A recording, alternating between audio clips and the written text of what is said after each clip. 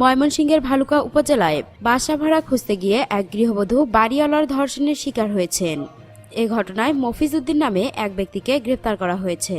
বুধবার সন্ধ্যায় তাকে কারাগারে পাঠানোর নির্দেশ দেন আদালত। এর আগে একই দিন সকালে মফিজ উদ্দিনকে আসামি করে মামলা করেন ভুক্তভোগী গৃহবধূ। ওই মামলার পরিপ্রেক্ষিতে অভিযান চালিয়ে মফিজ উদ্দিনকে গ্রেপ্তার করা হয়। গ্রেপ্তারকৃত মফিজ উদ্দিন ভালুকা উপজেলার হবিরবাড়ি ইউনিয়নের জমিরদিয়া এলাকার শমশের আলীর ছেলে। ভালুকা থানার এসআই তপু চক্রবর্তী জানান, গত 19 ফেব্রুয়ারি ভুক্তভোগী গৃহবধূ বাসা ভাড়া নেওয়ার জন্য জামিরদিয়া গ্রামের মফিজ উদ্দিনের বাড়িতে যান। এরপর মফিজ উদ্দিনের সঙ্গে পরিচয় হয় তার। মঙ্গলবার রাতে বাসা ভাড়ার বিষয়ে ভুক্তভোগী আবারও মফিজ উদ্দিনের বাড়িতে যান। এ সময় ওই গৃহবধূকে বাড়ির একটি কক্ষে নিয়ে জোরপূর্বক ধর্ষণ করেন মফিজ উদ্দিন। ভুক্তভোগী গৃহবধূকে ফরেনসিক পরীক্ষার জন্য ময়মনসিংহ মেডিকেল কলেজ হাসপাতালে পাঠানো হয়েছে।